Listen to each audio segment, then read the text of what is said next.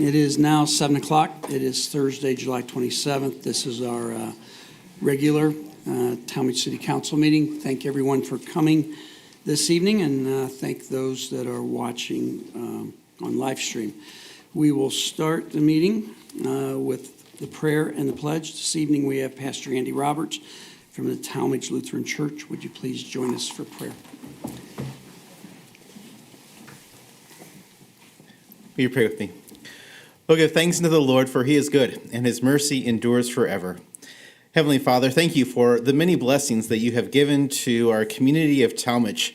Lord, we pray that you may bless these men and women in city government, the mayor's office, the commission, and all elected officials, and certainly those who put themselves in harm's way, like our law enforcement, firefighters, and EMS workers. I pray, Lord, that you may protect each of them and allow them wisdom and discernment to make wise and godly decisions, which are always in the best interest of this community. Thank you for the freedoms that we have to speak up, to vote, and thank you, God, for this great community of Tallmadge. We pray all this in Jesus' holy name. Amen. Amen. Thank you. Mayor, would you lead us? Absolutely, thank you. I pledge allegiance to the flag of the United States of America and to the republic for which it stands, one nation, under God, indivisible, with liberty and justice for all. All right, just a reminder for council and administration, anytime that we are speaking tonight, please just double check and make sure that your mic is on. Thank you. Okay, item 3, roll call. Mrs. Burton. Becky Allman. Mrs. Allman is notified us she was going to be absent. Jonathan Bolas. Here. Adam Bozick. Here. Mary Gutman. Here. Carol Kilway. Here. Dennis Lowry. Here. Craig Ciesick. Here. We have 6 members present this evening. Item 3A, to let us do the proclamations and then to also allow these folks to get back to their lives on this great, beautiful, sunny day. We'd like to amend our agenda, and that requires a motion and a second and a vote. Could I have a motion to move the Safety Committee up, please? Second. Mr. Ciesick, and then Mrs. Kilwain. Discussion on the motion? Seeing none, Mrs. Burton? Jonathan Bolas. Yes. Adam Bozick. Yes. Mary Gutman. Yes. Carol Kilway. Yes. Dennis Lowry. Yes. Craig Ciesick. Yes. Thank you. Our agenda is amended, and so we will open the Safety Committee. Mr. Bozick. All right, thank you. I will open the Safety Committee by reading the first proclamation to Officer John Wright. And John, you're welcome to come up here and speak afterwards. So I'll go ahead and read a little bit about Officer John Wright. We take pride in joining our community and congratulating John Wright upon his retirement after 27 years of service to the City of Tallmadge Police Department. John enlisted in the United States Air Force in 1987 as an explosive ordnance disposal specialist and served with distinction with tours of duty in England and Germany and combat duty during Operation Desert Shield and Desert Storm before he was honorable discharged in 1991. He began his career with the Tallmadge Police Department in 1996. He served on the department as a field training officer, detective, bike patrol officer, and a dare officer. During his tenure with the Tallmadge Police Department, John received 4 department commendations, numerous certificates of appreciation, and recognitions of excellence. John built relationships with residents, government organizations, and community groups throughout his career. The City of Tallmadge and the City Council and Administration do hereby present this proclamation to John Wright as a testimonial to his faithful and dedicated services to the City of Tallmadge, with best wishes for continued health, happiness, and success in the years to come.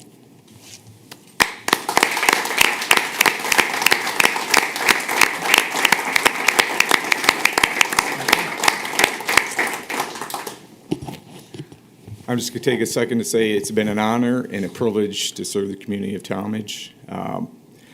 A lot of that time was spent during hours, and most of you were asleep. So, but it was still a pleasure. It's was something that I always have enjoyed and hope to continue and to enjoy in other capacities as well. Thank you. Thank you. Thank you, John. On our second proclamation, will be given to Chief Ron Williams. On this occasion of his retirement, Chief Ronald Williams, we take pride in joining our community and congratulating Ronald Williams upon his retirement after 34 years of service to the City of Tallmadge Police Department. In 1983, Ron enlisted in the United States Army Reserve, serving 6 years, and received the Army Service Ribbon. Ron began his career with the Tallmadge Police Department in 1989 as a patrol officer and rose through the ranks of sergeant and lieutenant until his promotion to chief in 2015. During his tenure with the Tallmadge Police Department, Ron received 2 department commendations, the Distinguished Service Medal, and numerous certificates of appreciation and recognitions of excellence. Ron built relationships with residents and government organizations and community groups throughout his career. The City of Tallmadge, City Council, and Administration do hereby present this proclamation to Ronald Williams as a testimonial to his faithful and dedicated service to the City of Tallmadge, with best wishes for continued health, happiness, and success in the years to come. Ron Williams.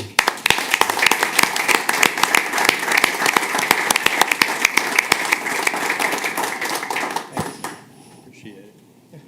Thank you. This is great. I appreciate it. I really didn't expect this, but all I want to say is thanks for the opportunity. Since 1989, it's been an honor to serve the community. I'd do it again, and just thanks.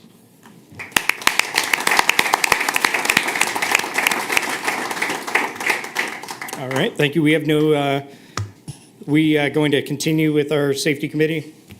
Right, but I don't think you have anything in your. Okay. All right, so hearing no other information on our, Mr. Chairman, Yes, thank you. On behalf of the city of Tallmadge, Chief Williams, John Wright, thank you for your dedicated service to the city of Tallmadge. I mean, it's truly been an honor, a privilege to work for you, under you, and you've done a great job for the city, and the city's very proud of what you've done for the city. Citizens of Tallmadge are very happy and congratulate both of you on your retirement. So good luck to you in the future. Whatever we can do for you, please come in and help and let us know. Thank you. thank you, Matt.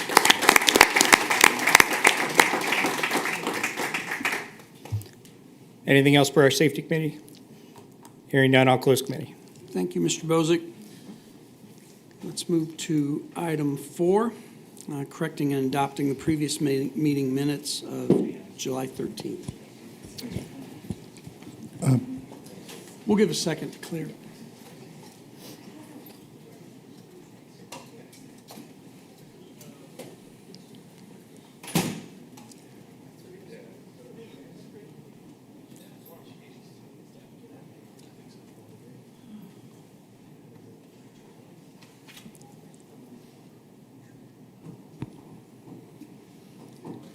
Mr. Lowry? Go ahead. Yes, I move to adopt the minutes of July 13th, 2023, as presented. Mrs. Kilway and Mr. Cisak. Any discussion on the minutes? Mr. Bowles? Mr. President, just one small correction on page 3. When I asked about the state championship signage updates, Mr. Roy replied that that was going to be on their list of to-dos, and the response is missing from the text. That's all. Thank you. The response to the To my question, question on getting signage updated for the championship softball team. page 3. It goes straight into the farmer's market. It jumps to Mr. Bozick, and Mr. Rohr's response is missing. So we can amend those minutes. So we have an amendment. I don't believe I need another second, or first or second. I think we can vote on those as amended. Can I have a motion to amend? So moved. Mr. Cisak, second. Second. A roll call on the amendment. Mrs. Burton? Adam Bozick, Yes. Mary Gutman. Yes. Carol Kilway. Yes. Dennis Lowry. Yes. Craig Ciesick. Jonathan Bolus. Yes. Now we'll have another motion it's to right here. adopt those minutes as amended. Don't we need what the response was and have it written out before we can accept it? Mr. Bolus said what the verbiage should have been and when he asked for the amendment. You want to repeat the verbiage? Yeah, it was just an acknowledgement that it was on the list of the Service Department to complete. That's right, and thanks for the reminder. Got it. Right. All right, motion to adopt amended minutes. Second. Mr. Ciesick, Mrs. Kilway, any additional discussion on the minutes? Mrs. Burton, please call the roll. Mary Gutman. Yes. Carol Kilway. Yes. Dennis Lowry. Yes. Craig Ciesick. Jonathan Bolus. Yes. Adam Bozick. Yes. Minutes are adopted as amended. Item 5, financial reports. We have none this evening. Item 6, we have no public hearings. Item 7, this is the time on our agenda where anyone from the community can address council for up to 2 minutes on anything that is not on the agenda this evening. Is there anyone in the audience that would like to do that? Seeing none, we will move on to item 8, agenda additions, and we'll turn it over to Mrs. Kilway.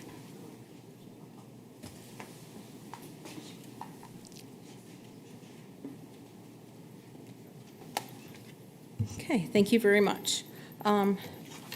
So this evening, I would like to present a certificate of appreciation to Dr. Michael Andrews and his staff and his family from Tallmadge Medical Center, or Tallmadge Veterinary Hospital. He is a doctor of veterinary medicine. A little bit about Dr. Andrews first. Would you like to come up here? You can come right off here and stand next to me. So upon graduation from the Ohio State University College of Veterinary Medicine, Dr. Andrews served in the United States Army Veterinary Corps as captain. He was assigned to the 9th Medical Lab in Vietnam from 1968 to 1969. In the lab's veterinary division, he was responsible for testing and diagnosing rabies, which was rampant in the country. He researched a new mystery disease, tropical canine, this is why I needed you up here, Pancytopenia? Pancytopenia. I wasn't too wrong. So what he said, that was killing many of our military dogs. He performed the first necropsy, sorry, I'm not medical, and sent first tissue samples to the Walter Reed Army Institute of Pathology together with first blood profiles. This contribution helped researchers identify the disease, which is now known as canine ehrlichiosis? Ehrlichiosis, okay. Sorry about that. Dr. Andrews then joined Doctors David Briding and David Brennan in partnership in Tallmadge in 1975. During his career, he has served tens of thousands of pets and their owners with compassion and a very high standard of practice. He donates his services to the canine officers of the Tallmadge Police Department, even kenneling the canines while their handlers are out of town. He has mentored countless young adults who express an interest in veterinary care and has held leadership positions on many local and state committees. Last fall, Dr. Andrews was selected as one of the recipients of the Ohio State University College of Veterinary Medicine Alumni Society Recognition Award. This award acknowledges and honors alumni of the college who have contributed to the enhancement of veterinary medical profession. Dr. Andrews and his wife Susan are longtime residents and business owners in Tallmadge. They are the proud parents of Kara and Ryan, grandparents of William, Edmund, Henry, Cian, and Juna. They also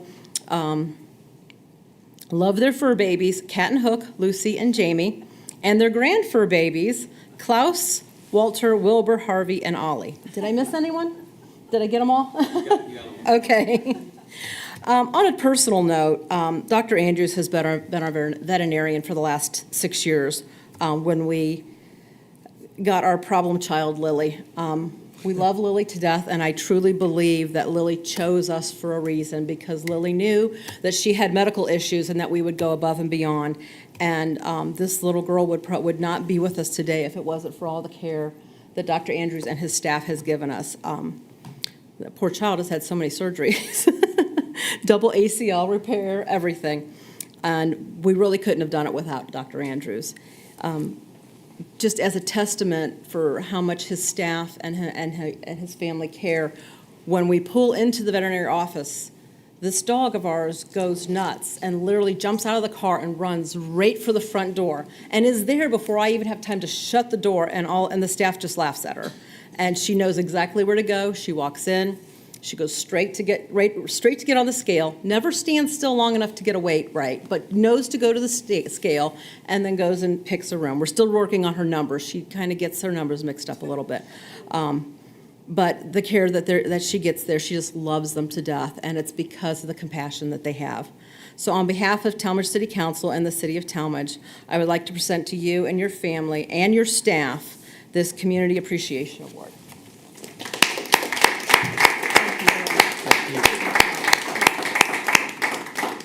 Let's get a quick picture. We gotta get a photo of it. Yes. Go ahead. No, you want out? Well, let me get a picture. Okay. Up in here. Yes. Partner. Okay, thank you. Thank you very much for everything. Did you want to say a few words? It's been a long career in veterinary medicine, graduating in 1967, which I always proclaim I was 4 years old. The driver's license, you know how they lie. And going in the Army at being overseas at age 5 was unique too. Practicing veterinary medicine is something I always dreamed of in high school, and I thought, well, you don't know what you can do till you try it. And I've enjoyed every minute of it. And I've especially enjoyed my family and my wife Susan of 51 years. 52 years. Good job, Susan. I was only talking about the ones I enjoyed.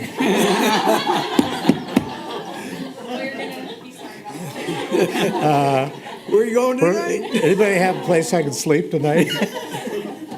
Good job. But it's been a pleasure to be in Tallmadge and the practice in Tallmadge. It's an excellent community, and we have a superb safety forces here, and I really like the people here, and it's very enjoyable. Thank you. Thank you very much.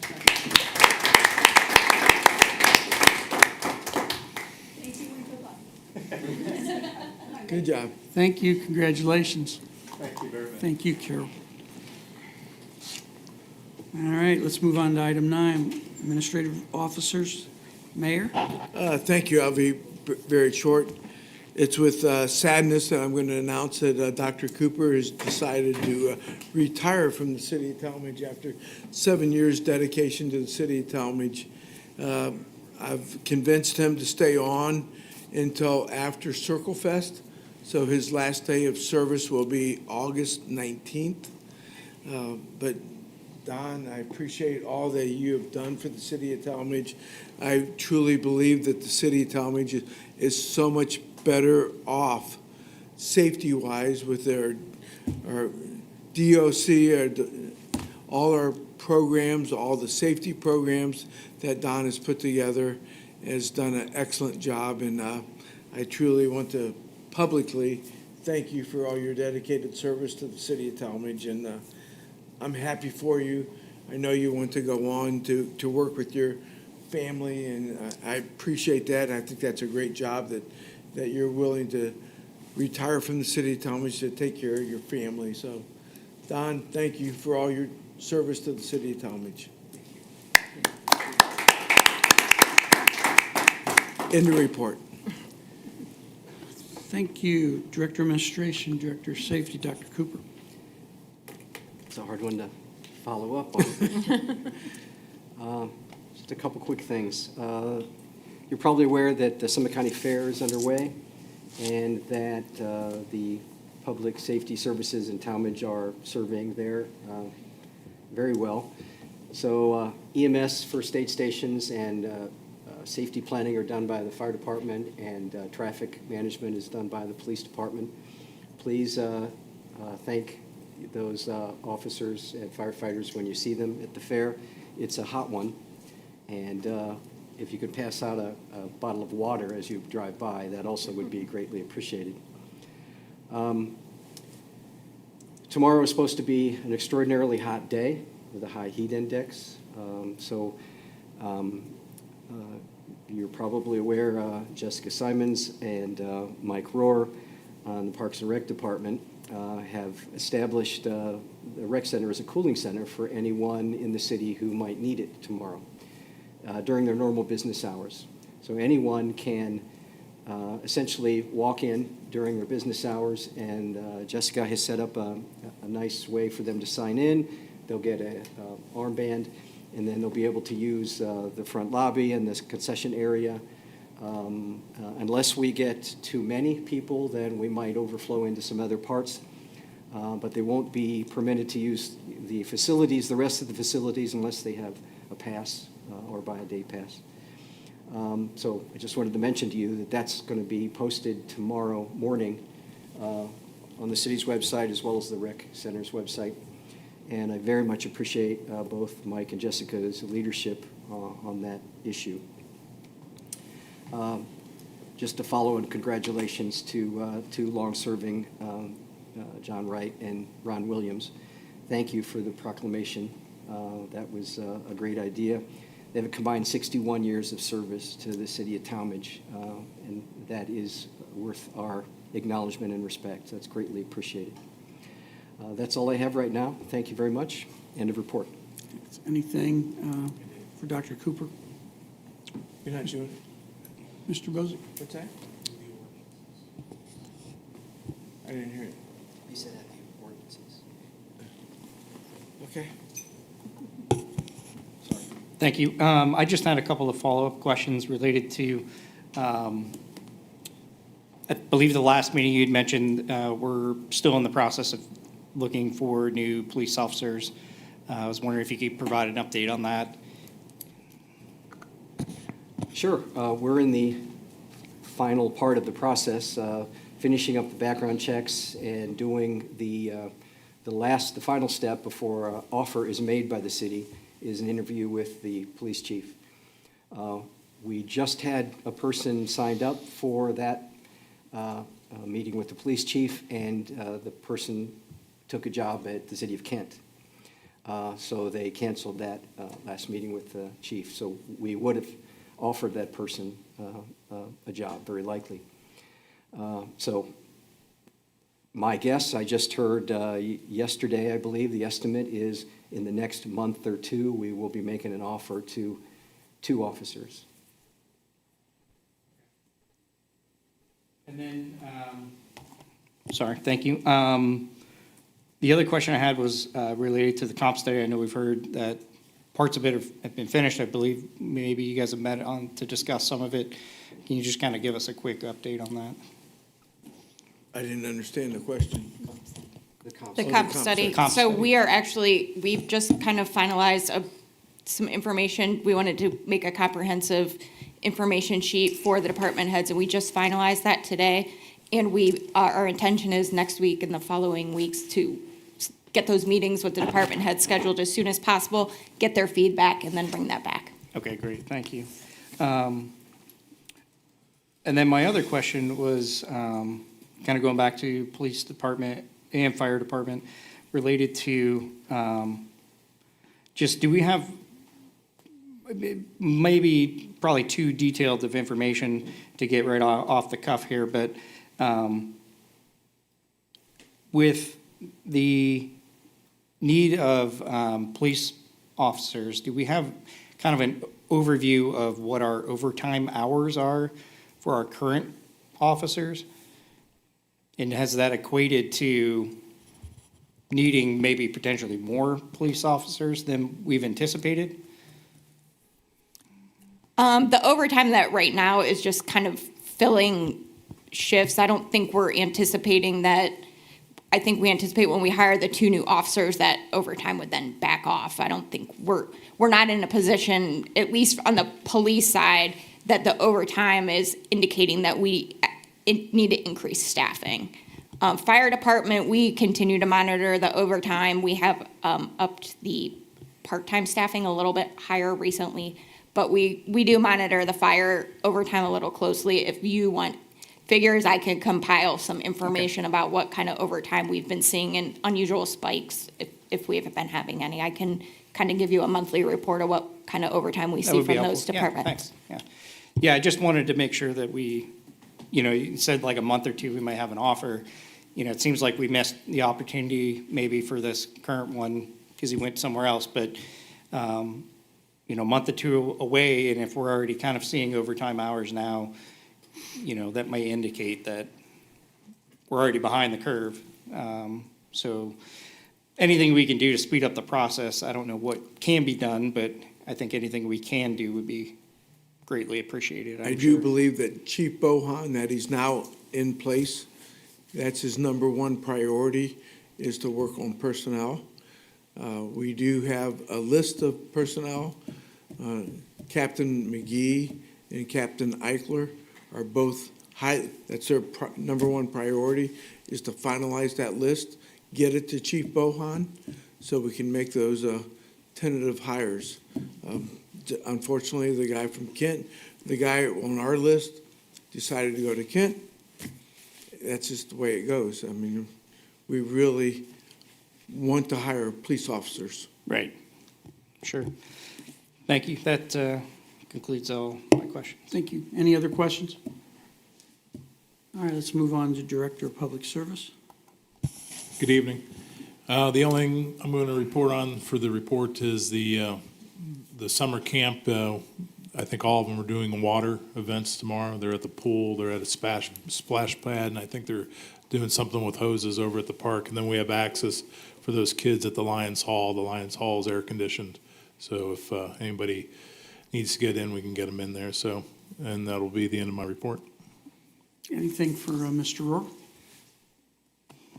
I have a couple questions for Mr. Rohr. At the last, it might have been the last meeting, might have been the one before that, we were talking about the pool pump at Maca, and you guys were going to look into what that cost would be for replacement and/or having one on essentially standby or rebuild quickly. Just curious if you got that figure. Yeah, we looked at that and we figured that we have the main pump, a backup for it, but there's like 5 different pumps there. So you would have to have 5 different pumps, and that just doesn't make a lot of sense to have anything on standby. So we do have a backup for the main pool. The rest of them are the features and the slides, and Right. they're different sizes. And But the crucial one, the main one, we do have a we have a backup for it. Okay, great. And then my other question was related to, we were in the midst of doing a conduit run for fiber, and I had asked a question about the cost to actually run the fiber in that conduit. Didn't know if that figure had came across. So the conduit has been installed from Fire Station 1 all the way to the Joint Dispatch Center via Overdale, Kent Drive, Allendale, Howe Road to the Joint Dispatch Center. The secondary conduit is our conduit, the city of Tallmadge, so we can get a fiber between Fire Station 1 and the goal is to Kent Drive Park. It's $4 a foot. We did install a fiber between Fire Station 1, Tallmadge Police Department. So they did backfill a fiber from there, from Fire Station 1, and then a fiber from Fire Station 1 to the Joint Dispatch Center past Kent Drive Park. So the only connection that we need to do now is between Kent Drive into Lions Park, which would then allow us to have Wi-Fi in our camera system and so we're working on that detail right now. Okay, yeah, that'd be great. Yeah, it's a great pickup that we'll able to pick up that. Right. If I can add, we did confirm that there was no cost benefit savings for us doing it at the same At the time same because time. the Right. labor Thank costs you. were going to be added on again. So, because we did look at that, and if that had been the case, we may have come back sooner, but there was no cost benefit savings to it by doing it at the same time. We didn't understand why, but we asked, and that was the answer we got. Because I believe I saw something on Facebook potentially that said the Lions Park bathrooms maybe were vandalized again. Incorrect. We were doing downspout repair at that Okay. location, so whoever reported that must have thought something happened. Something happened, okay. Well, that would be beneficial though, regardless, at least. have Keep the in mind, we cameras. do have a camera at We do, Lions Park. right, It's just not Wi-Fi connected. correct. But it is, we do have a camera at Lions Park. Anybody vandalizing Lions Park, you're on video camera. Smile and Smile and wave. happy that we're on video camera, and I could pull it on my phone right now. All right, thank you. Thanks. Anything else? Thank you, Mr. Rohr. Let's move to Director of Finance. Good evening. At the request of Councilperson Lowry, I have brought up my annual community report.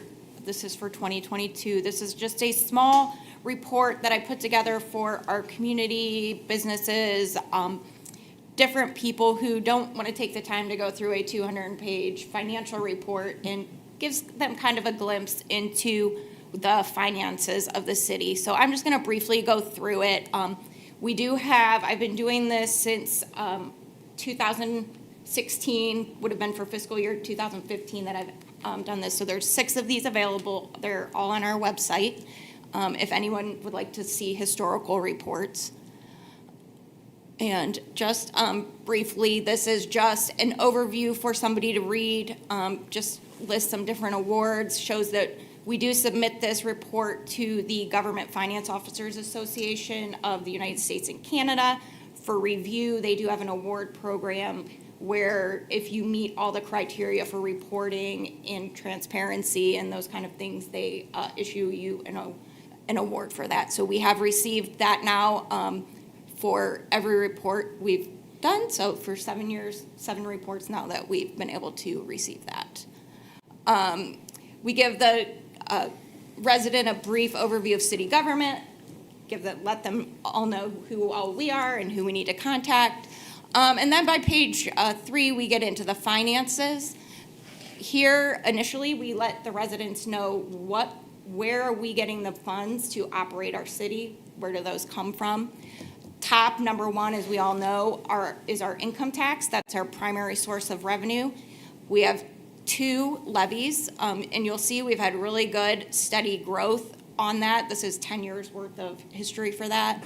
You'll see starting in 2020, there are 2 lines because we established the extra 0.25% for the safety income tax. So I make sure I separated those out for residents to see what we're collecting on general revenues and then what kind of revenue we're collecting that is exclusively for safety forces. We had a little dip here. Obviously, that was COVID year, but I'm happy to see that we've been able to recover and keep us strong. I think that's a good indicator of the strength of our businesses in the community and how they weathered through that, and just a good workforce that we have business-wise. Secondarily, I show down here to the residents our property tax revenue. That's also another primary source of revenue, especially because our fire department is partially funded by the Fire and EMS Levy Fund. To point out, we receive, I can't see that forever. Here, give me the mouse and I'll blow it up. I can blow it up. There we go. I can see better now.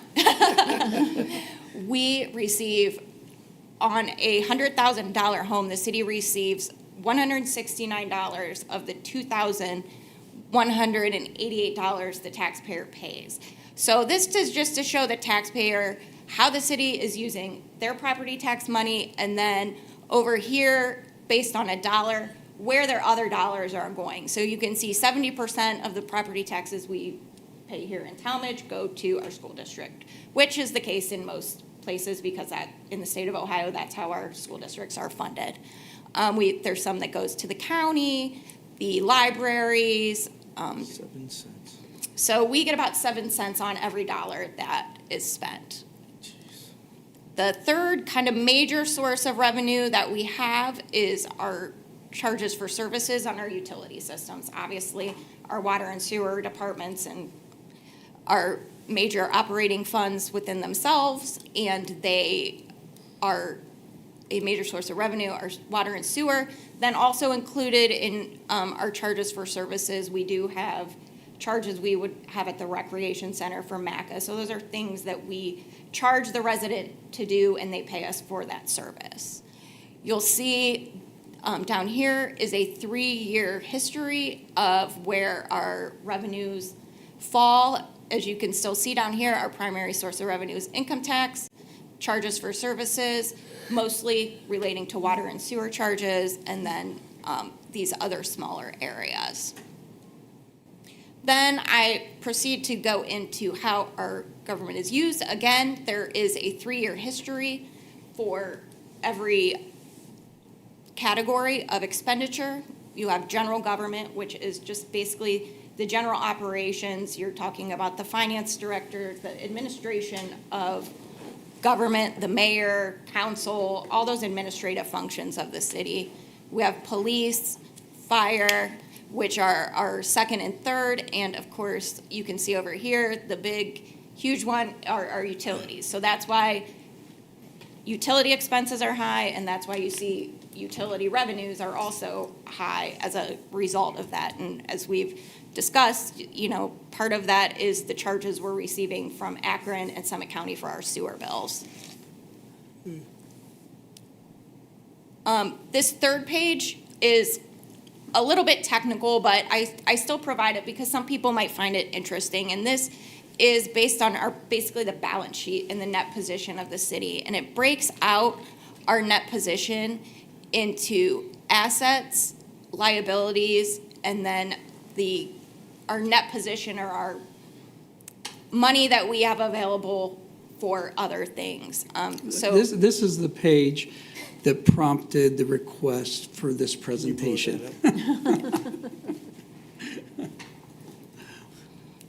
So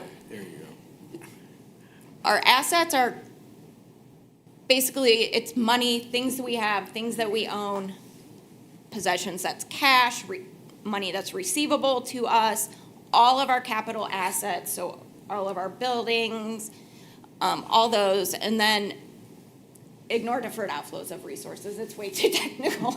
So overall assets are the things that the city owns and possesses. Liabilities, we have current liabilities, long-term liabilities, which would be our debt, our leases, long-term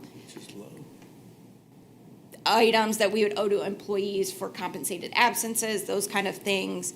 And again, ignore these ones because they're weird and complicated. But so basically, liabilities are the things we owe. Then our net position is basically when we take the liabilities away from the assets, do we have a positive number or a negative number? And obviously, we want to have a positive number. This is broken down into 3 categories. So the first one is our net investment in capital assets. So that would be all of our assets, our buildings, equipment, things, minus the debt that we owe on them and minus the depreciation that we have. Then we have some assets that are restricted. Those assets means those are monies that we have that have a restricted use, like our fire and EMS levy, those things. Then we have unrestricted assets, and those are basically dollars that the city has available to use as however we intend. A big factor that affects these, that also affects the deferred inflows and outflows of resources. So you're saying, like, why is this 1 million and then we go to 8 million and then we go to 10 million? Part of that has to do with liabilities that we have to carry for pension obligations of our employees through the state pension system. We're required to report liabilities of the state pension system on our books as they may become a liability of ours if the pension would need to increase the amount of funding we would have to provide. Not likely, but we still report them. So there had been some fluctuation and changes made at the pension systems that allowed us to have less liabilities on our books. So that's why you're seeing over the past 2 years that net unrestricted grow so immensely. So that's basically the meat of it. This just kind of talks about all those things in that report that I just mentioned.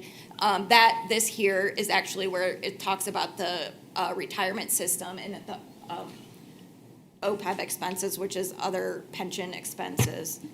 But this is just my verbiage of that I just kind of tried to explain in layman's terms. The rest of the report, we just highlighted some different things that happened in the city this year for people to see, to identify some, what's going on around town.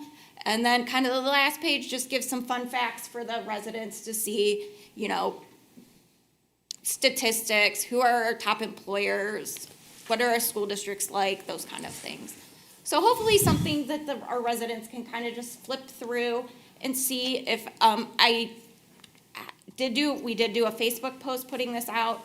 I asked the rec center to, in fact, I might still need to ask her, I forgot, put this out in their newsletter that they put out to everybody that's on their listserv, so that not only residents, but other people who are using our facilities might see what is going on in Tallmadge. And it's on our website. It's right now, there's a post on the front page of the website where people can click on it easily. It's also on my annual financial reports page on the finance department page. If any residents would like me to print a copy for them and send it to them, I will be glad to do that. They would just need to contact my office.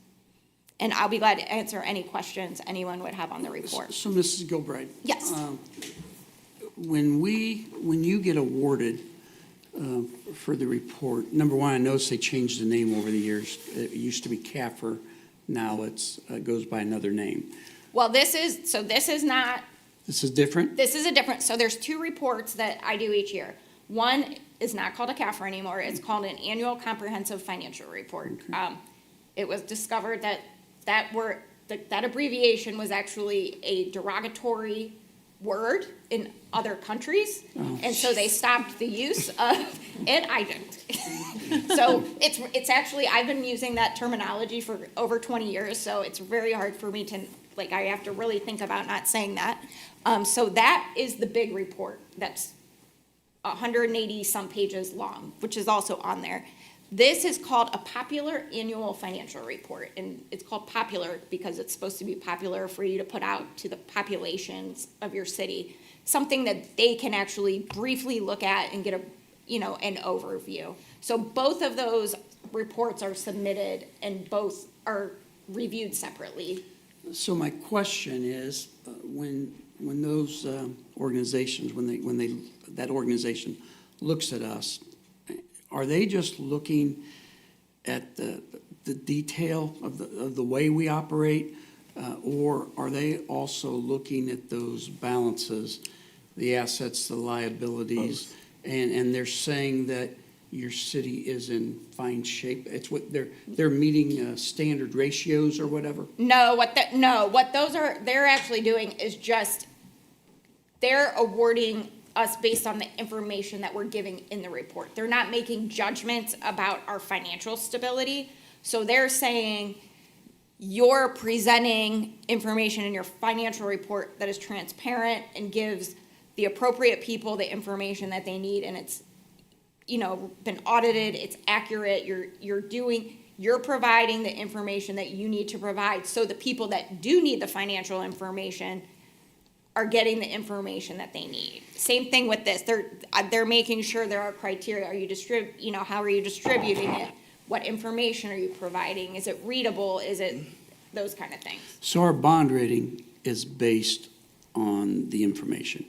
Correct. And investors use the big report to make sure, because obviously after we sell our debt, then it's traded on the open market. So those reports are very important to those kind of people. But yes, if we had a bond rating and the bond rating agencies look that we're doing these kind of things, and it helps because it tells them we're being conscientious about our financial reporting and giving out the information that needs to be provided. Anybody else? I just like to say, thank you very much for everything that you put together. This popular document is still a huge amount of information that is given out, and you've done it in such a way that the average Joe can understand it. And people do not realize how lucky we are to have you, Molly, as our Director of Finance. So thank you very much for what you do and for the way you present everything. And you dot your i's, you cross your t's. I love it. Thank you. Thank you very Mr. much. Chairman, Mr. on behalf of the city of Tallmadge, I would like to thank Molly and her team for doing such a fabulous job for the city of Tallmadge, putting that. She is so on top of our city finances, and we are very fortunate to have Molly Gilbright and her team running the city of Tallmadge. So thank you, Molly, for everything that you do. Personally, I want to say that on the record. Mr. Cisak. Question, follow-up question, ARPA fund balance, didn't know if you were able to with that. Yes. Let me re-log in here.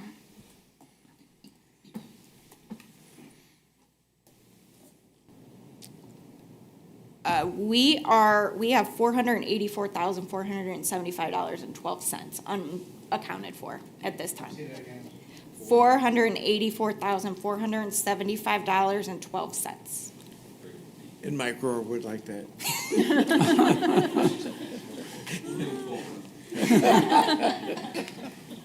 All right. There you go, Mike. Anything else from Mrs. Gilbride? Thank you very much, Molly. Let's move to Director of Law, Mrs. Raber.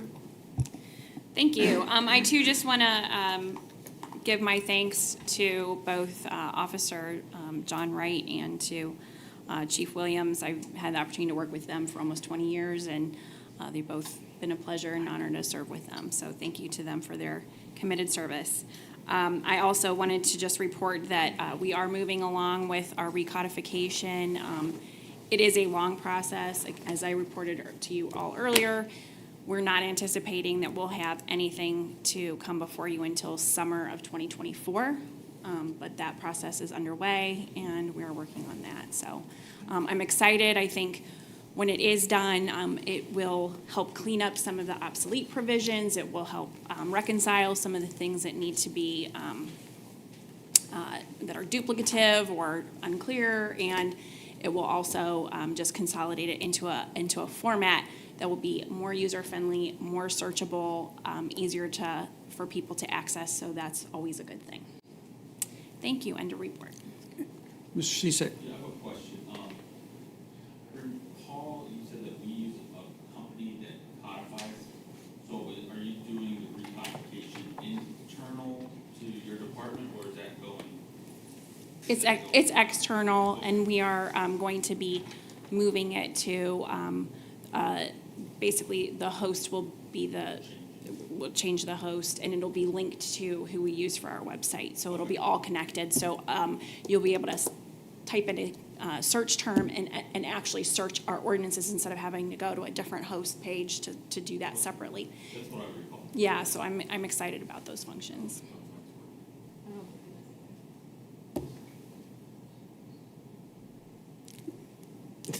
You got it?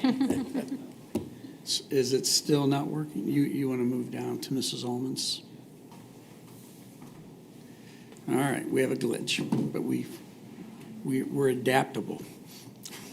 All right, thank you. We ready to get to work? Let's go to item 10, Planning and Zoning. Mrs. Kilway. Thank you. I'd like to call Planning and Zoning to order. We have no ordinances or legislation in front of us this evening. Is there anything from council? Anything from administration? Madam Chair, Yes. just to let you know that Planning and Zoning Commission did not receive any applications for August, but we Right. do anticipate September will be very busy. Okay. But Very So- good. Yes, and I think a couple of the other commissions also do not have meetings this month? That's correct. Right, okay. Very good. Anything else? No, close committee. Thank you, Mrs. Kilway. Finance, Mr. Cisak. Thank you. I'd like to call finance to order. We have first reading of ordinances and resolutions. We have ordinance 2023-68, appropriating additional funds from the American Rescue Plan Act for High Road Park improvements, reducing appropriations in the general fund that have been allocated to High Road Park, and providing for immediate enactment. So clarifying question for Mrs. Gilbride. that 484 number you gave us, is that with or without this free appropriation? That is without that. So that's, So once, once you take that out, It'll be a new number. lower. Yes. Okay. So that's how much we have Is that left it? before you reappropriate. can you get us that new number? Sure. Remind me what the appropriation number is? 319. 319. Mr. Chair, I think Yes. the service director has some items for you. Yes. You ready? Yeah, Can you whenever speak you're to it? ready. So I'm requesting additional funds for the Howe Road Park Phase 2. The original cost estimate came in at $1,600,000, and we were able to remove some parking lots, a drive, but we kept the shelter at the front, the main parking lot at the entrance there.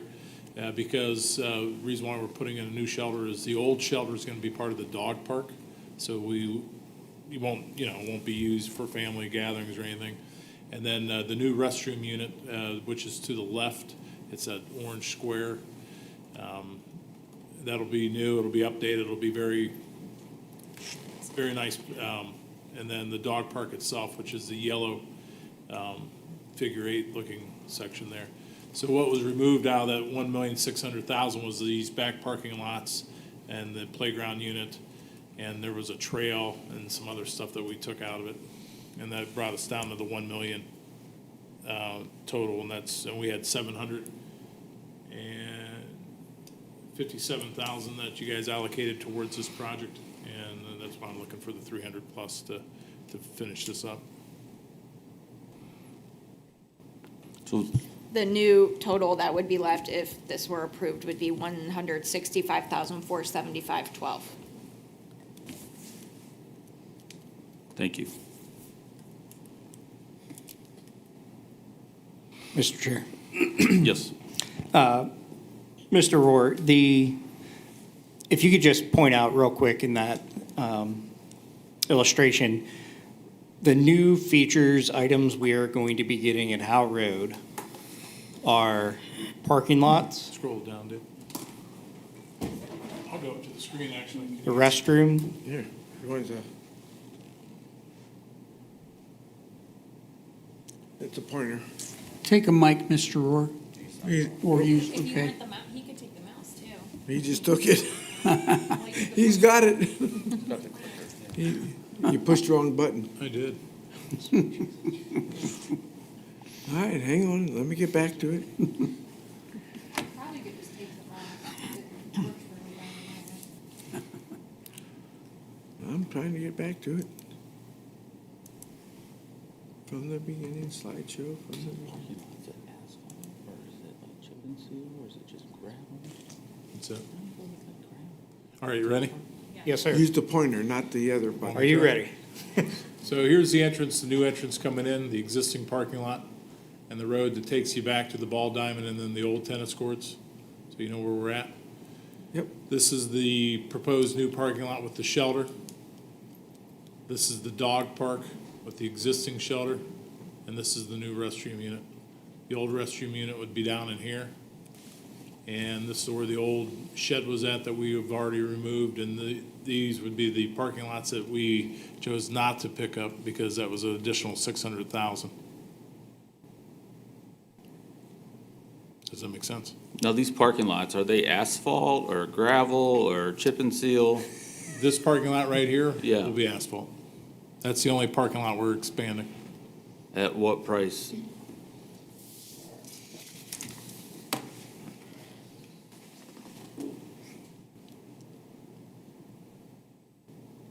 $88,000. So the other, I'm sorry, so the other 200,000-ish dollars are for the The shelter. shelter, the octagonal shelter, and then the little family bathroom? Yep. In the orange square at the bottom, that's This one? new playground? Yeah, it was a playground, yes. Okay. And And that's, It's still there, it still exists, but it's not part of this, so there's no new playground? not at this time. All right, so I guess, like, I'm just confused as to what is it we're actually getting for that amount? Because we're asking for more, but I don't see where the dollar's going. Oh, that makes probably everybody, but that's the cost of everything that's out there. So to do the restroom unit, I need $433,000 For that unit right there. for that unit. To do the shelter in the parking lot up there, I need $260,000. To do the dog park, I need $193,000. So, yeah, I'm with you. That's the cost of doing the business right now. And the quotes that you have, are those figures generated from Brent Setter Carroll? Correct. So those aren't technically the true numbers because they're not going out and seeking bids for those. Those are the engineer numbers that they've been putting projects out for the last 2 years, and that's the numbers they're coming back with. So technically, when we would do an appropriation, we would use the engineered numbers to appropriate and hopefully knowing that those are a little bit high, and then we would have money Right. left. Are we able to kind of not necessarily do it on our own, but go out and seek bids? Because 100 and some thousand for a dog park seems way too high. We checked that, and their fencing number's right on the money. I thought it was extremely high, and it came in, I went and solicited 3 quotes, and the numbers came right back on. I was actually shocked by that. So, yeah, so for the last 2 months, I've been doing just that, and their numbers are coming back pretty close to what there are.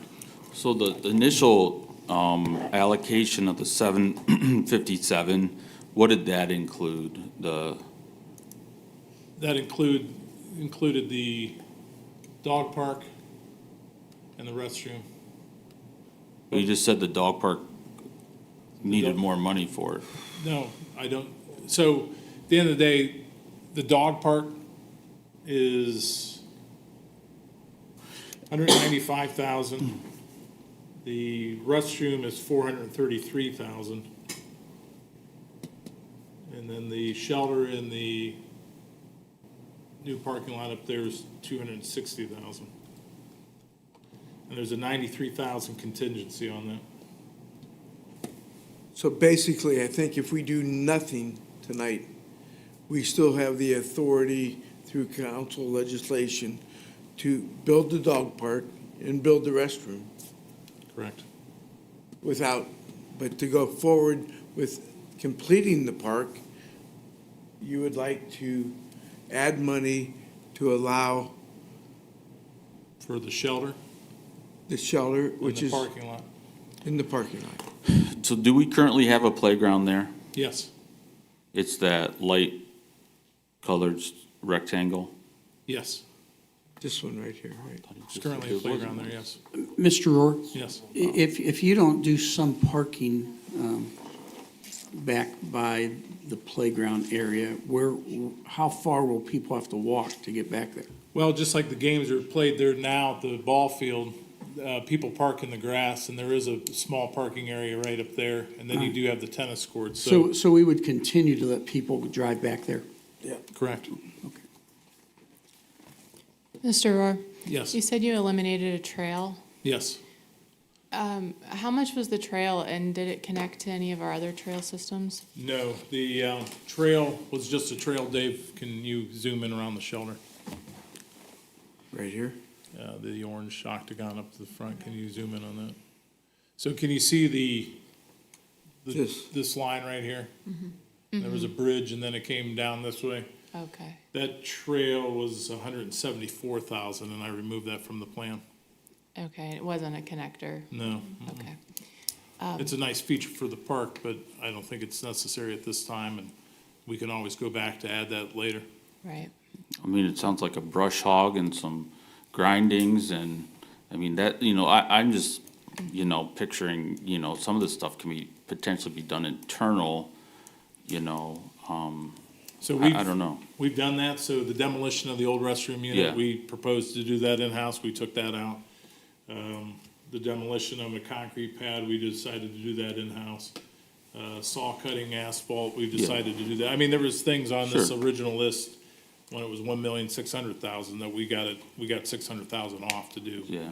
I'm not sold on spending however much money on a parking lot. I mean, we need it, but could it be gravel or cinders or something like that initially? Does it take away from the park itself and the usage and the people enjoying it? I don't know. So any other questions? Yeah, I mean, I just, going back to the restroom at 400 some thousand, I mean, you build a house for cheaper than that, so I don't understand how that price is still where that is, but, I mean, that seems pretty high. And I'm sure you've done all the work, but it just, when you hear that number, and then you get some shock value there of, that seems a little too much. And I know, because I used to work at the rec center, and I went through the Parks Master Plan, and I remember all the cool features we were gonna have at Howe Road Park, and it was gonna be, just as nice as Lions Park, and we've slowly kind of pulled it back because of cost, not because we just said no, but because of cost. And it just seems like that park is no longer gonna be kind of right up there with Lions. We're just kind of giving it a quick update that's worth $1 million, and that, I don't think there's any quick update at all. I think the restroom is well needed. I mean, that restroom that's there now is pretty outdated, pretty rough, almost embarrassing. This restroom unit here will be just as nice as the one at Lions. So I think that update will be nice. Gravel parking lots, yeah, we can do them, but the problem with those is what ends up happening there is those will get turfed by every kid that drives through there because it's fun to do donuts and gravel. I mean, so those are things that you got to think about. That's a little bit tucked away, stuff like that. I mean, so yeah, it's the price. I get it. No one likes it. I don't like it, but it is what it is. I mean, so you want a nicer park, put that nicer restroom in there. I mean, that's the price of doing that business right now. It stinks, but it is what it is. is part of that price tag due to the location of it and where you have to get connected to the sewer?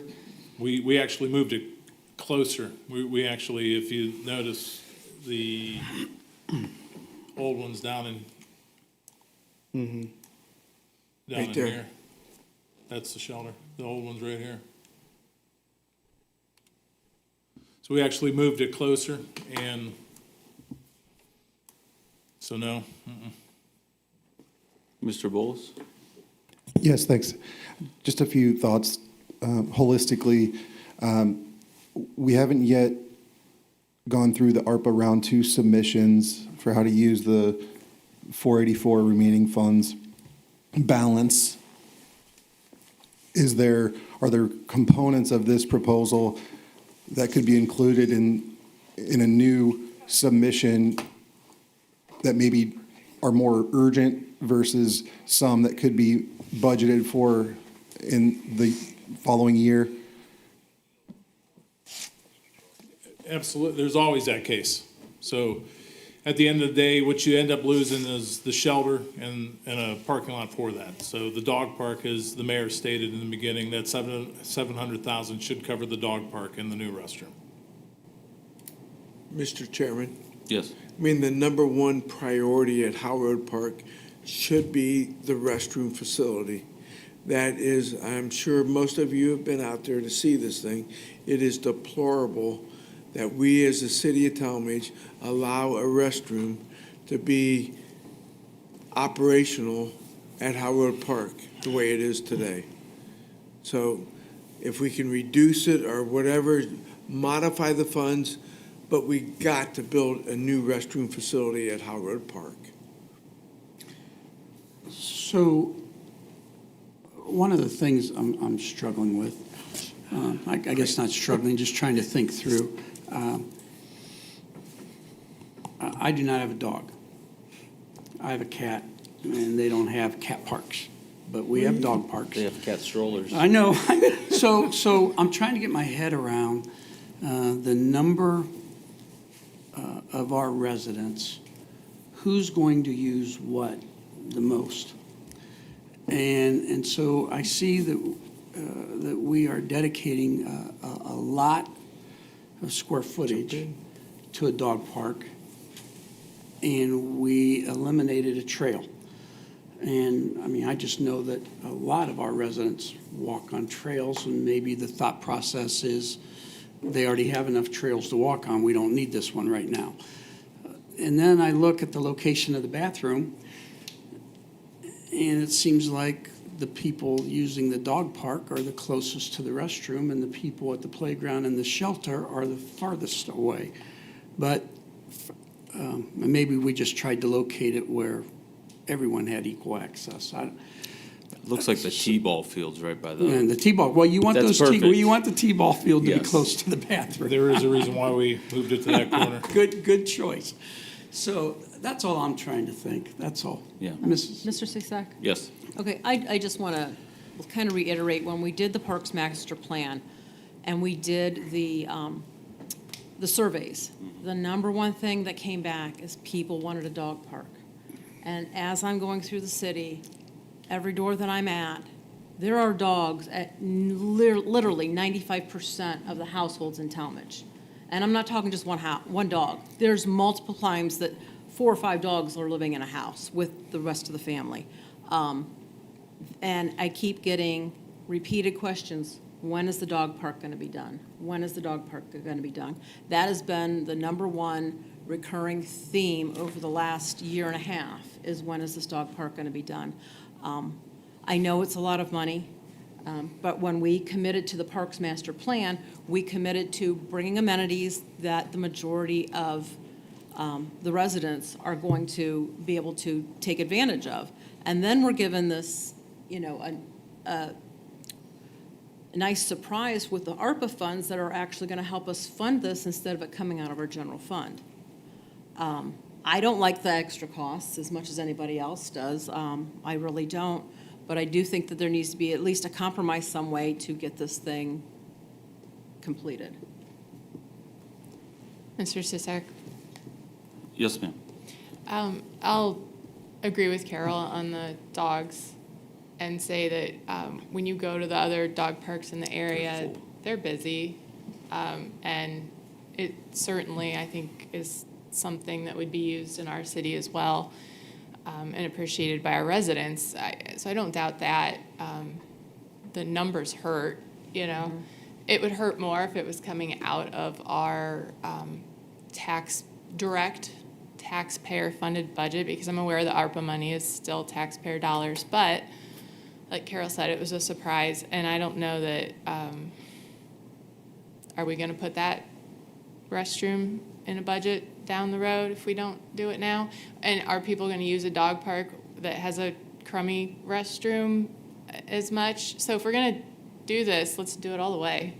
Even though it's uncomfortable, the dollars aren't going to get better, I don't think. So I guess, I don't like the numbers as much as anyone else, but I think that it's really valuable for our residents, and the fact that we have the opportunity right now with this grant money is we should take advantage of that. One more. Yes. One more comment.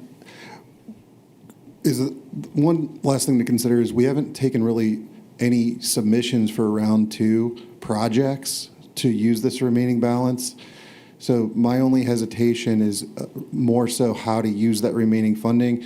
And second thought I had was, is there a way to chop up or break out the ARPA funds we're using to do the bathroom, possibly do the shelter, and maybe piecemeal it a little bit so that we can use some from the general fund, some from ARPA, and then still have kind of an unencumbered amount that we can use for new proposals we haven't even heard of yet.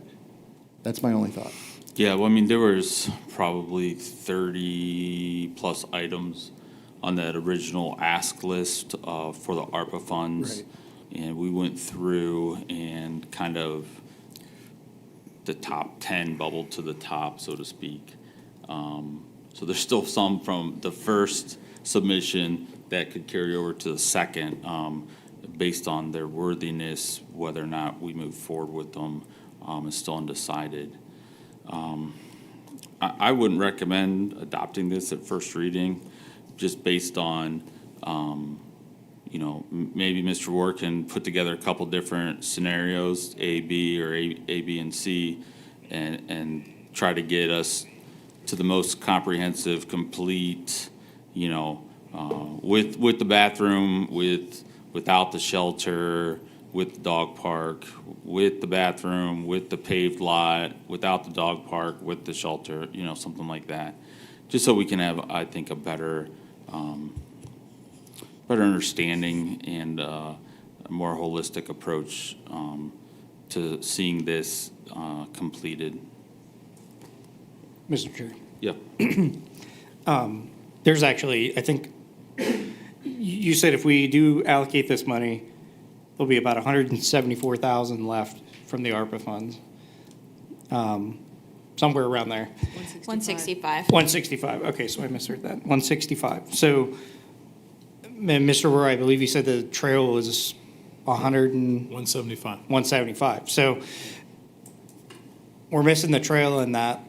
I believe we're missing the pump track that was on the original plan when we first did the Parks Master Plan. That was in the original. I think it's still in here. Is it still in that? Yes, it just wasn't, so everything colored is what was going to happen in phase 2. Okay. And Dave, if you go south, it's still there. It's right here. Here's the pump track. So remind me, how many phases is High Road Park to be Supposed completed? 3 phases total. So do we have a price number on phase 3? No. No, so you asked last meeting, what was the cost estimate to do this whole park, and it was 3.2 with last year. And keep in mind, can you pull back, can you go down? So just the paving the parking lot and this new entrance and the grading was 274. So the sticker shock of what I'm asking, we should kind of be used to it. It's outrageous right now to do this type of stuff. So 3.2 million estimate to do the whole park, and if you guys approve this tonight and with last year's 274, I'm at 1.3. So we will have almost half the park done, and we're right on course with the estimate of 3.2 million.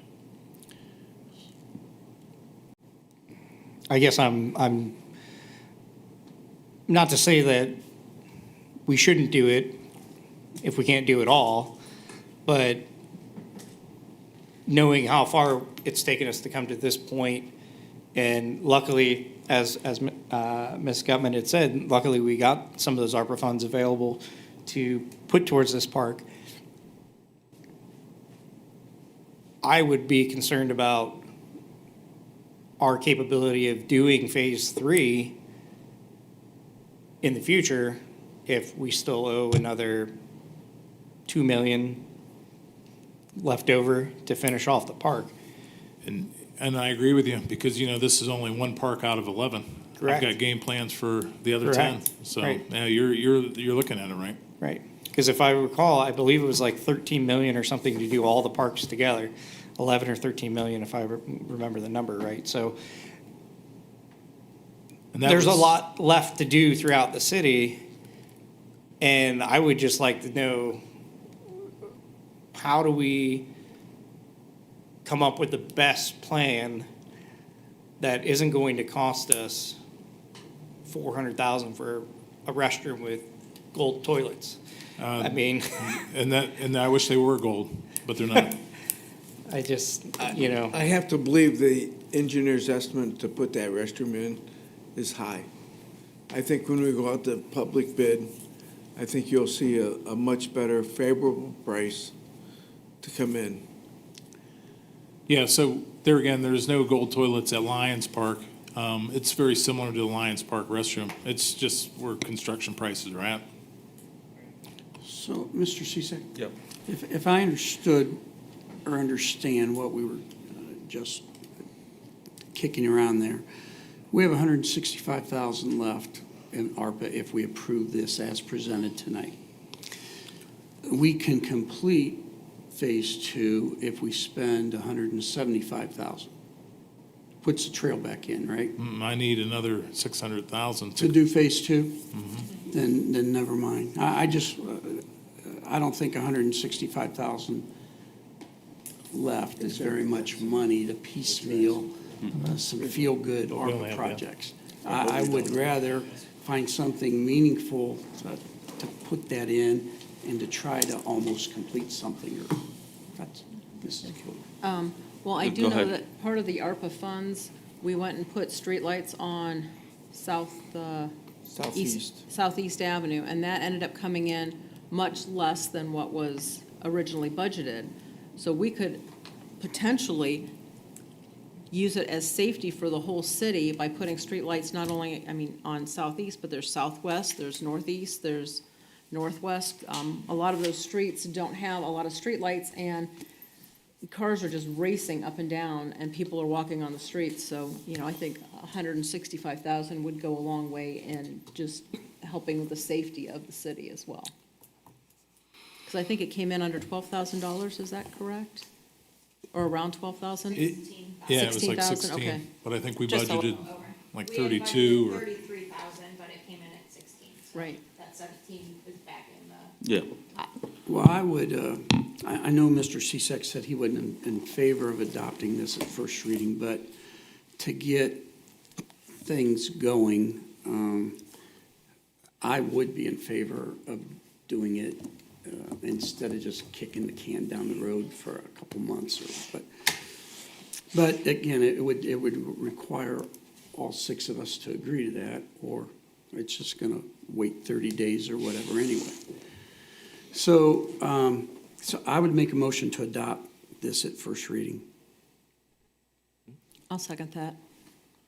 Okay, we have a motion, a second, to adopt ordinance 2023-68 at first reading. Is there any further discussion? Madam Clerk, please call the roll.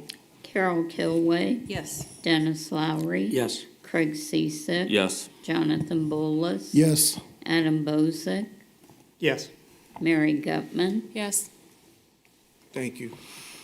All right, ordinance 2023-68 passes by a vote of 6-0. thank you. We also have ordinance 2023-69, an ordinance allowing the mayor to apply for federal congestion mitigation air quality funds program by the Akron Metropolitan Area Transportation Study to improve the East Avenue corridor and declaring an emergency. Councilman. Yes, sir. So plans are submitted, and this is to get bonus points through AMATs, through the CMAC, which was the Congestion Mitigation Act Quality Funds. And these are due actually at the end of the month. This application is due, so that's what we're requesting. And so this is for the East Avenue project. Remember that's widening it to put a turn lane down, sidewalks. Definitely needed the traffic down there, and part of the Washburn intersection was done.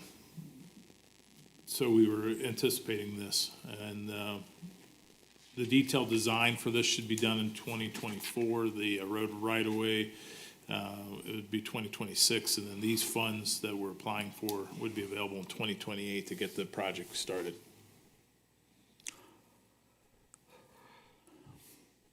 Thank you. Any questions for the service director?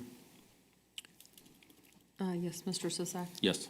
So it does say in the ordinance that the proposed improvement for the existing roadway network is at a cost of $11,575,044. Correct. So in 2028, we could probably expect that to be $15 million. And then we would be responsible for 20% of that? Those are anticipated. Right, So Those are no, anticipated costs for when the project is awarded. okay. And just a reminder to council, we do have the TIF that we established on the Tallmadge Reserve that we will be collecting on in tax year 2024, that we will be collecting, that will fund our portion of that. Now that we thought that project was going to come sooner, so now that it's 2028, at that time we would assess if we need to do a bond issue or not for our portion, and then pay that down with, as we collect the TIF revenues, but we'll have to assess that at the time. But just wanted to remind everybody that we do have a revenue source established for that. Right, thank you. Can I get a motion on this? Well, Mr. Chair. Yes. So just to clarify and make sure that I'm understanding this correctly, this is for the full East Avenue project, not just solely for sidewalks? Correct. It's from Monroe down to the city limits, Okay, from Monroe to the city limits limits. of Brimfield. Phase one, there's two phases of this project. But this is just for phase one. Yeah, this is, Okay, both phases are from Community Drive all the way out to Brimfield. This is from Monroe Road to Brimfield. to Brimfield. And can you provide just a quick, what is it that we're hoping to accomplish from Monroe to the city limit? Are we talking about installing a turning lane in the center, turning lanes on the left or on the right-hand side to go down the side streets? Just kind of a quick overview of what it is that would look like. Sure. So it's a turning lane down the center, and it'll be widened, and then there'll be sidewalks Down both sides? on both sides, correct? Okay. All right. Thank you. Okay, can I have a motion? Mr. Sisak? Yes, ma'am. I move to adopt ordinance 2023-69 at first reading. Second. So a motion is second to adopt ordinance 2023-69 at first reading. Is there any further discussion? Not hearing any. Madam Clerk, please call the roll. Dennis Lowry, Yes. Craig Ciesick, Yes. Jonathan Bolus. Yes. Adam Bozick, Yes. Mary Gutman, Yes. Carol Kilway. Yes. Ordinance 2023-69 has been passed by a vote of 6-0. Thank you. We also have ordinance 2023-71, authorizing the mayor to exceed a contract with Cementech, Inc. in excess of 10% for sidewalk installation on North Monroe, and providing for immediate enactment. I think we've talked about this, Mr. Rohr. It was excavating of that northern aspect into Yeah. the hillside. That's correct. So if the mayor, can you pull up there should No. be, The PowerPoint, yes. I thought I was done with the PowerPoint. But Councilman, you are correct. It is on the north end, right before the roundabout. Yeah. And there was a grade issue there. We originally, when we submitted this, we were only going to go to Clark where the existing sidewalks were, and then I think the committee said take it all the way down to the roundabout. And we didn't know what the end result was gonna be with this grade, and we were gonna do it as we got there, so. Yeah. I saw the excavating work. It looked pretty good. Are they gonna be using like block for like retaining wall, It's actually poured now. Okay. It's a poured. like a form? Curb, yeah, it was formed. It'll Okay. be 11 inches high, and then the sidewalk will go from that curb to the street curb, 5 foot wide. Okay. And then they'll grade those residents' yards back down. Yeah. Right here it is. That's the grade in between the red. You can see the lath stake up there showing the right of way. So it's a 2-to-1 slope. They're gonna make it a 3-to-1 if you go to the next slide. So here's a side profile. This is a cross-section. There's the road in gray. You can see the dash line is the existing grade. Give it a twirl, Mayor. So that's what's gonna end up removing. The curb there now is formed to the left, and then that'll be the sidewalk. Great. So there's the curb that's formed, and then this will be the sidewalk in the street. Okay, I'll take a motion, please.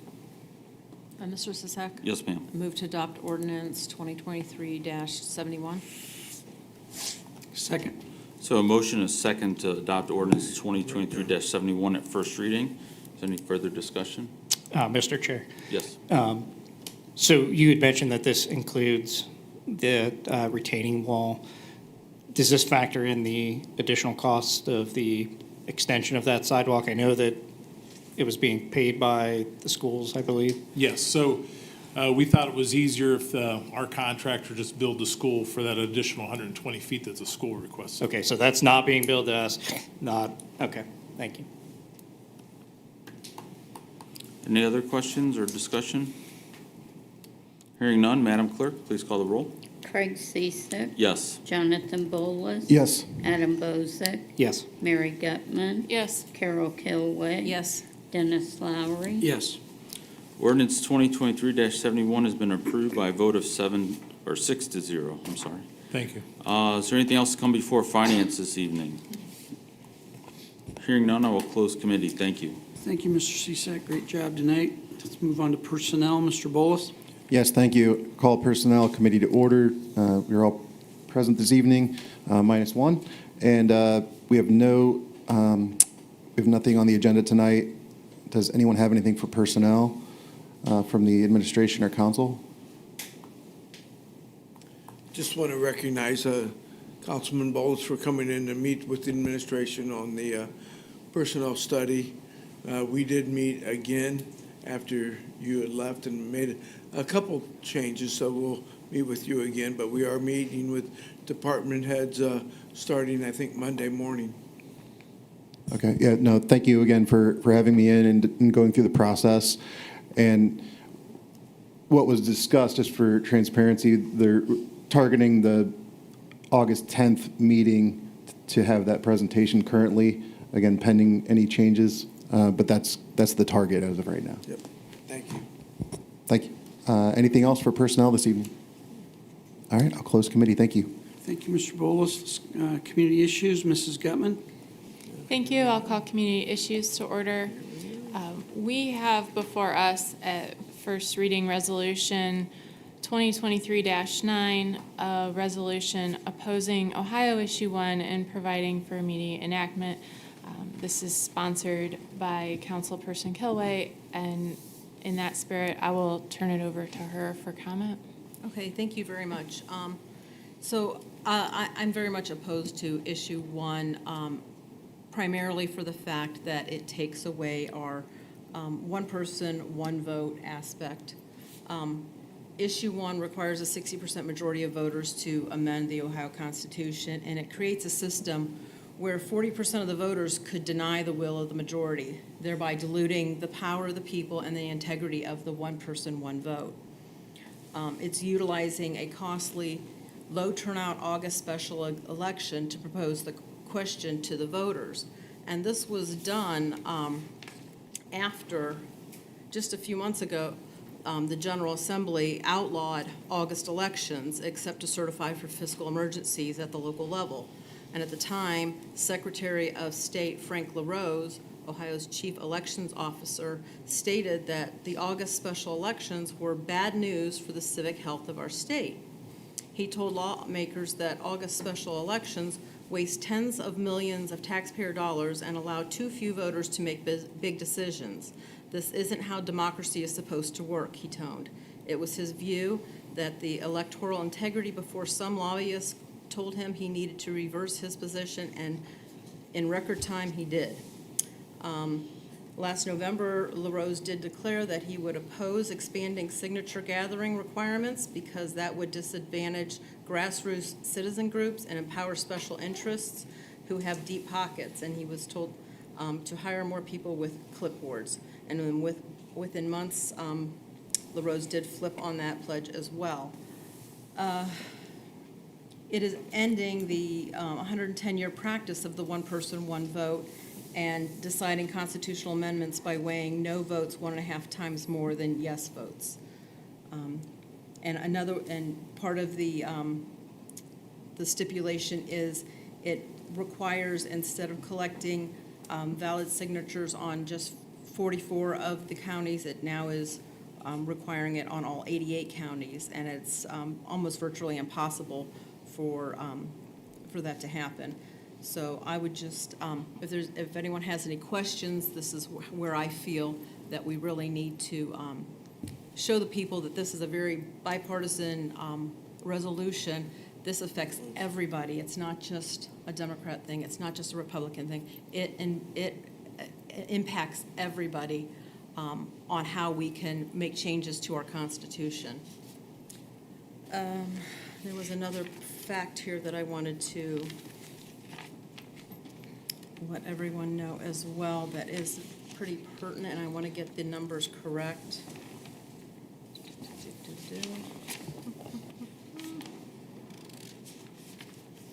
In reference to the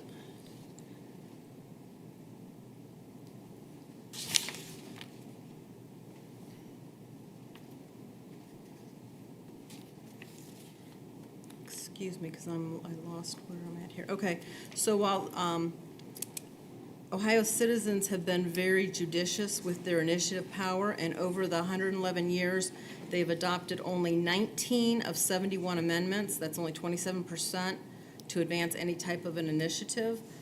So, you know, the citizens of Ohio are very astute in what they want to change with our Constitution. And for the General Assembly to say that now we need a 60%, vote in order to change anything, I think it's just a slap in the face to the Ohio residents. So if anyone has any questions or anything to add, you can do that so at this time. Thank you, Mrs. Kilway. I'll say my piece in that I strongly support this resolution. And I'll take the viewpoint of why it's bad for Tallmadge residents, in that in Summit County, we have a set of interests that might be dramatically different from those in, say, a county in Amish country.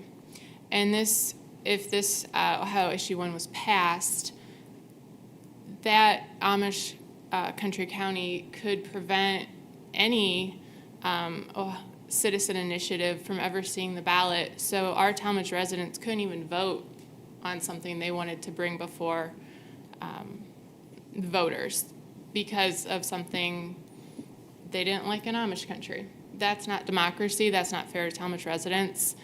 That's what Carol's referencing when she's saying this would require signatures in all 88 counties rather than the current 44. And we're not talking about, like a passing. That's just to get it on the ballot. Our residents deserve to be able to put initiatives on the ballot. That's a right they've had for over 100 years, and aside from it being a very poor use of taxpayer dollars to have this election in August, as Carol mentioned, and that's been acknowledged, that's my number one reason that I am strongly supporting Carol's resolution on voting no on this. So, thank you. Anyone else? Mrs. Gutman? Yes. So I would move to adopt Resolution 2023-9. Thank you. We have a motion. Can we have a second? Thank you. Then I can second. Then I will provide the second. So we have a motion and a second. Madam Clerk, please call the roll. Oh, I'm sorry. Any further discussion? Okay. Madam Chair, point of order on, can you clarify yes and no vote for us as to the resolution?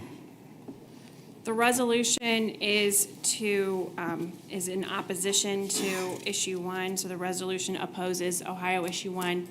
So voting yes in favor of the resolution is saying that you support voting no on issue 1. Voting no on the resolution is the opposite of that. So a yes No, vote is excuse to me. oppose it. A yes vote is saying that you oppose issue 1. Issue. Yes. A yes vote is saying that this council is telling our community how they should vote. They should vote no on issue 1. A no vote is just saying possibly that you don't agree with that position. It's not saying that you. It's not saying that you what your support. it's It's you're not saying that voting on you you're support voting on issue the 1. resolution. You're voting on the resolution. You're voting on the resolution the way it's worded. Correct. Thank you. Okay. Is there any further discussion? Just a little point of order. So voting on this resolution, please think about your constituents and how you would want to represent them, and what you believe that your constituents would want as you're looking at this as well. Maybe not every single part of your being would support this issue, but you're representing Tallmadge, and you need to look at what, Tallmadge would want on this issue. And that's where I'm going with this. That it's just, I don't want to give up my democracy and my one person, one vote. Thank you. Okay. Seeing no further discussion, then Madam Clerk, please call the roll. Jonathan Bolus, No. Adam Bozick, No. Mary Gutman, Yes. Carol Kilway, Yes. Dennis Lowry, No. Craig Ciesick, Abstain. Thank you. The I motion. think pursuant to the rules, you do need to express a reason for the abstention. Pursuant to council rules, Yeah, sure. that you have to have a conflict of interest. I don't have a conflict in interest other than I don't feel like I should indicate which way my constituents should vote. I don't believe that that's a basis for the abstention, I'm sorry. Okay, it'll be a no then. Okay, thank you. The resolution fails 2-4. And we have no further business before the Community Issues Committee. Does anyone else have anything for the committee? Madam Chair. Yes, Mr. Bozick. Thank you. Not necessarily a community issue, but definitely fits within some community news. I just wanted to provide congratulations to our Tallmadge Little League teams that just played in the recent state tournaments. And I also wanted to mention our our Tallmadge Marlins team finished second overall for the boys and girls in the end of season championship. So we were outnumbered by quite a few swimmers, but we still held strong with a second place finish. So wanted to congratulate both the teams, the coaches, all the parents, everybody involved. So congratulations. Thank you. If there's nothing further, then I'll close committee. Thank you, Mrs. Gutman. We'll move to public service, and you are up again. Yes, thank you. I'll call public service to order. We have before us at second reading ordinance 2023-62 with Exhibit A, amending Part 15 of the Fire Prevention Code by adding Chapter 1524, Electric Vehicle Charging Stations, EVCS, and providing for immediate enactment. And I know there was some discussion about this at the last meeting. Dr. Cooper, would you like to provide any updates? We invited Marshall Quick to attend in case you have any questions, but as previously stated, there are currently no rules in place governing the installation of these devices. And although they're in the works with the state fire code and also the building code, residential code, they just don't exist yet. So as an interim approach to take for until such things are finished and applicable, we wanted to use something that is being used around the region, Northeast Ohio, by a number of other communities. That's not unreasonable, but just brings some level of safety for not only the general public, but also firefighters who would be dealing with an emergency involving one of these devices. So that's it. If you have any questions, Marshall Quick could probably address them for you. Thank you. I actually did have a question / comment.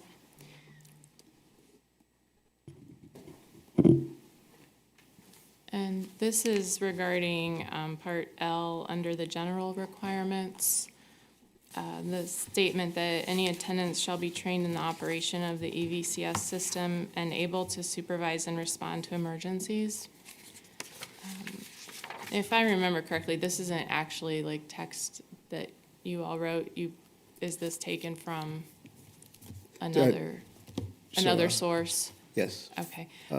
So I just feel like that is somewhat vague, I guess, into what respond to emergencies, supervise and respond to emergencies means, and perhaps you'd want to add a little more what exactly you're expecting them to be trained in. I look at it similar to what like a gas station attendant. So if they would see somebody pull, away with the piping still connected to their car, that they would be able to hit the emergency button. And it's the same way as, when we've talked about the training for the employees, it would be the same. If they should see something that car catches fire, they would know how to turn it off. And then if somebody is just say nearby and they're fooling around, some kids are, and decided to hit the button, they would know how to actually reset it. So it's not training so much as like putting fires out, but more, if something should happen, hit the emergency button and, call 911, things like that. I think that's what the other cities were referred to as when they put that in there. Right. So I would maybe just add a sentence that says, according to facility written procedures, so that there's something written so that that employee knows exactly what they're supposed to do and it's written out for them. Okay. That would be my suggestion. Yeah. Madam Chair. Yes, Mr. Rose. So I think we are in a very unique situation where, like you guys said, that there's nothing being really provided from the state and or the building department. Correct. So I guess, what is the precedence for something like this where can you provide another example of a time where city government instituted its own rules, regulations prior to the county or state fire or the state of Ohio? It's just local rule, home rule. Not offhand, no. We can get that information and get back to you. Okay. I was just looking for something that would be similar, just to kind of wrap my head around, okay, this makes sense, we can enforce this. It is something that, yes, we're looking out for the safety of the employees, of the people that are there, but we're not overreaching or creating ourselves potential liabilities, I guess, because we're creating regulations that we may or may not be able to enforce, I guess. No, with this, we're not the only city. This actually came from the NEOFPA, which is that Northeast Ohio Fire Prevention Association started it. They talked to Fire Marshal Reardon, who's actually the state fire marshal, discussed it with him. And the NEOFPA is very highly looked upon as in Northeast Ohio. We're one of the better fire prevention departments. So they're actually going to use what we've been told by Fire Marshal Reardon. They're going to use the white paper for the state code. So already we have Beechwood City, Willoughby City, at the present time, Tallmadge, Wharf, the city of Wharf, city of Kent, city of Ravenna City. We're all pretty much doing the same thing, trying to get this ordinance passed. Because there's nothing in NFPA, which is National Fire Protection Agency, there's nothing in the building code, fire code, so there's no safety issues. Somebody could put this up and we have no way to turn it off or know how. Everybody say, well, it's connected to the breaker. But as we know, the fire department does not know where every breaker is in every business. So we'd like more of it, a kind of like an emergency shut off that you would see at a gas station, that if something should happen, and that would be for anybody if they should see so the police officer, just a customer at a business, whatever, would see something, just be able to hit the emergency shut off is the biggest reason. But it's already being done by other cities, and they have actually passed in 2 of the cities presently. Thank you.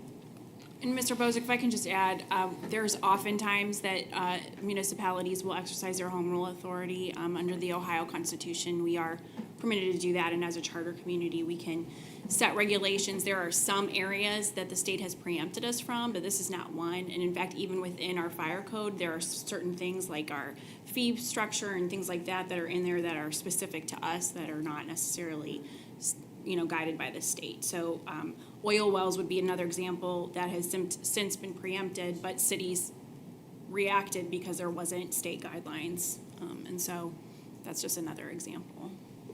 Thank you. Okay, thank you. Any other discussion? And I think if we could keep this at second reading so you could consider my comment. Okay. Thank you for sitting through our meeting tonight for that. I appreciate you being here. Thank you. Thank you. Okay.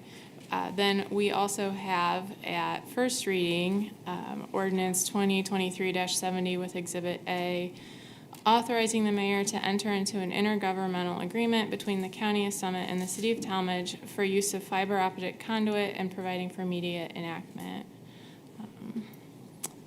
Any comments from the mayor on this? So this is separate and apart. Oh, sorry. Do you want me to?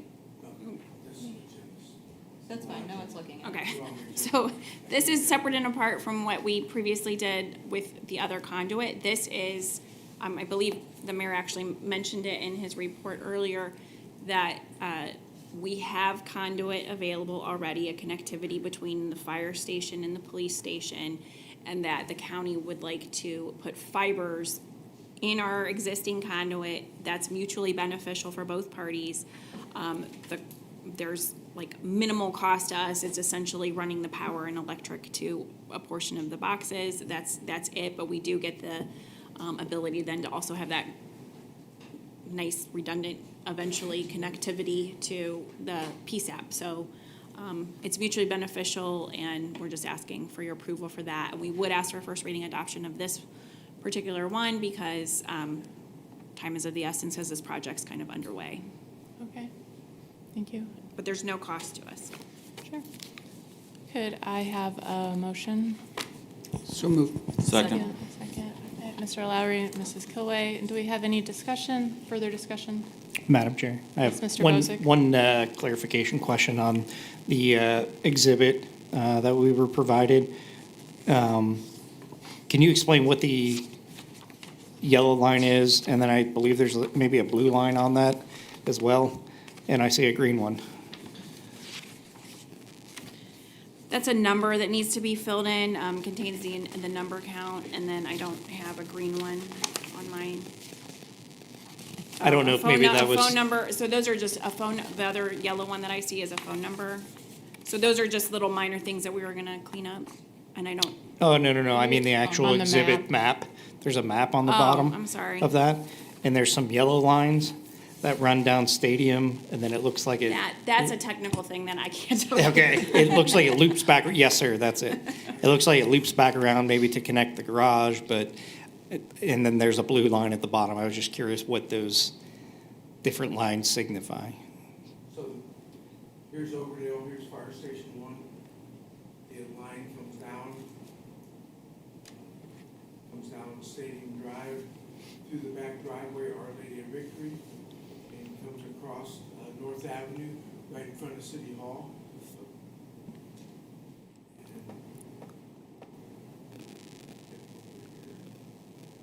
And ties near City Hall, and it ties through. What that blue line is just nothing to do with this. Okay. All right, thank To be you. honest with you, so the line, that is the easement going through Our Lady of Victory, coming across North Avenue, in front of City Hall, down the City Hall driveway, up to the police department. That conduit has been in the ground for some time, and the fiber was just pulled from Fire Station 1 up to the police department. Thank you. Okay, And that's the football stadium up there, the Overdale Stadium, up to Fire Station 2. okay, thank you. Any further discussion? Seeing none, then, Madam Clerk, please call the roll. Adam Bozick, Yes. Mary Gutman, Yes. Carol Kilway, Yes. Dennis Lowry, Yes. Craig Ciesick, Yes. Jonathan Bolus, Yes. Thank you. Ordinance 2023-70 is passed 6-0. And we also have before us Resolution 2023-10, expressing support for the City of Akron, Ohio's proposed alternative combined sewer overflow CSO projects in Summit County, Ohio, which will provide a greater environmental benefit for the Cauga River watershed region than the Row 11.A requirement in Akron's long-term control plan update, urging the United States Environmental Protection Agency to reconsider its continued insistence in requiring Akron to spend in excess of $200 million on largely idle water treatment technology, but instead move forward with more environmentally beneficial and cost-effective alternative projects and declaring an emergency. And if you have some background on this, Yeah. Mr. Mayor.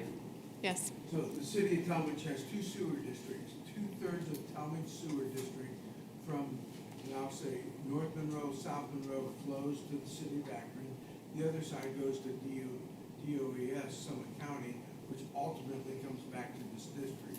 So anything that we could do to help reduce the cost that they're incurring for the sewer enhancement in the city of Akron will help keep the cost of the city of Tallmadge cost down and not increase as high as they're anticipating from the federal EPA. So I'm in supportive of this resolution. I think it's beneficial to the city of Tallmadge to help Akron reduce their cost for their combined sewer flows.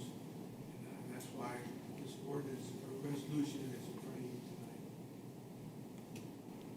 And you might not be able to speak on this, but what is the EPA's position on why are they being, I guess I would say, having continued insistence? EPA's position on this is they would like to see zero discharge on a storm event flowing in the river.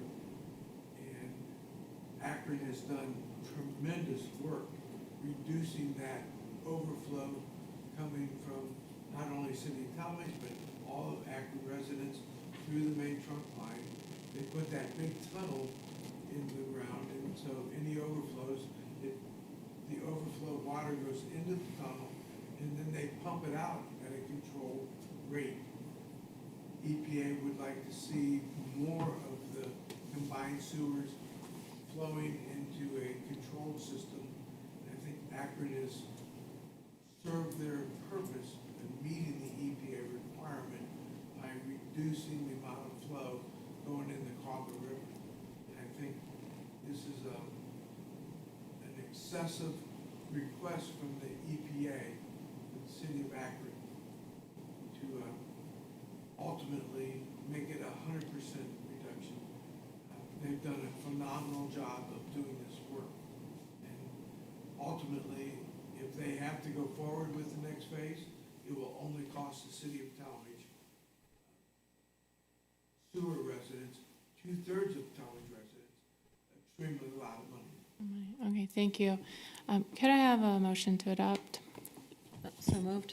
Thank Second. you, Mrs. Kilway. And second, Mr. Bolus. And do we have any further discussion? Mrs. Gutman? Mrs. Kilway. I do believe, just from what I've read in the Beacon Journal on this, I've been very up on this one. To date, I think with all the improvements that the city of Akron has made, they have captured, I think it's like over 99% of the potential overflow. And instead of putting in that $200 million, they're going to then put in money into other communities. I think Lakemore and I can't remember the other cities off the top of my head, but in order to help their sewer issues that they have there, and I think that's a much better use than a facility that's gonna basically just be idle for most of the time, except for that, like, less than 1% of the time when there might be an event that would cause that. Yes, thank you. Any other discussion? Okay. Seeing none, then Madam Clerk, please call the roll. Mary Gutman, Yes. Carol Kilway, Yes. Dennis Lowry, Yes. Craig Ciesick, Yes. Jonathan Bolus. Yes. Adam Bozick. Yes. Thank you. Resolution 2023-10 is passed 6-0. Thank you. And we have nothing further before public service. Does anyone have anything? Okay, seeing nothing, I'll close committee. Thank you, Mrs. Gutman. Let's move to item 11, reports to special committees. I have nothing. Do you have anything, Mr. Bowles? Not tonight, thank you. Thank you. Announcements. I would just remind council and everybody to mark your calendars for Circle Fest, and we will pick a date, a morning, whatever that works for everybody, to get those golf carts ready to go. And I have nothing else. Any other announcements? I'll entertain a motion for adjournment. So moved? Second. Any discussion on adjournment? Mrs. Burton, please call the roll. Carol Kilway. Yes. Dennis Lowry. Yes. Craig Ciesick. Yes. Jonathan Bolus. Yes. Adam Bozick. Yes. Mary Gutman. Yes. Thank you. It's 8:56. Good meeting. We're adjourned.